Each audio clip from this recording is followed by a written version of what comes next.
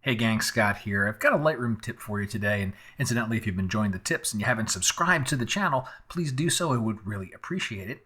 Now, this is a question that I got from Mark about a photo I shared maybe 2 weeks ago, and he asked how about this like sunshine-esque kind of glow that I'd added to a photo just using Lightroom. So we have other tools that have specialty glow filters, and I just did something in Lightroom that suited the photo, so I thought I'd run through it here and see what exactly I did. So this is the photo that I shared.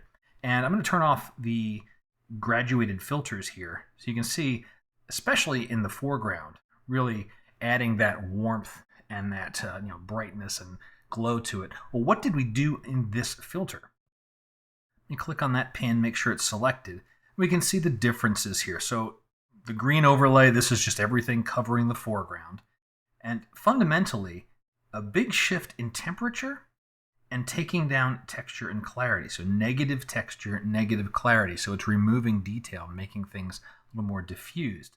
In this case, I did a little bit extra work with exposure and highlights because this was very underexposed. The key thing for that, like sunshiny glow, is temperature and then texture and clarity in the negative direction. Now, if I wanted to do this even a little bit more detailed, I would separate these into two different filters, one for the temperature and one for the texture and clarity. Actually, let's go through that now.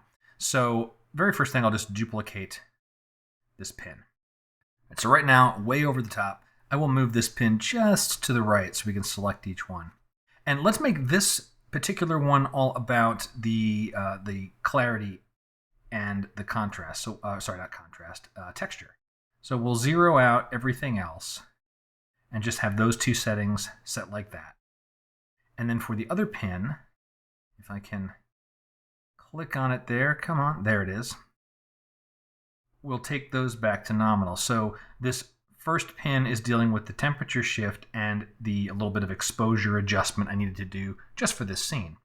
The second pin is doing the decrease in texture and clarity. Now, why separate these? Well, when you're doing a glow kind of look and removing that texture, that clarity, dark things don't glow, brighter things glow. So refinement is to then go into the range mask in luminance.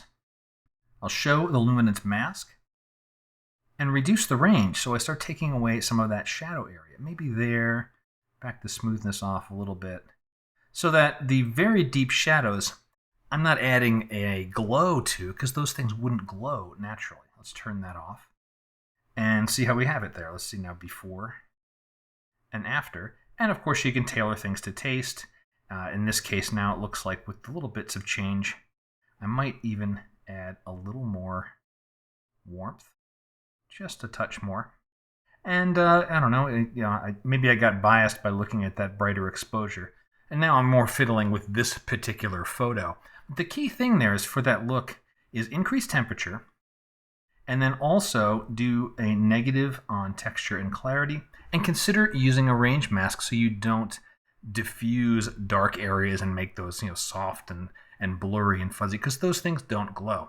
So that's the tip. Hope you've enjoyed it. Got questions? Drop them below, and I'll see you again real soon. Have fun.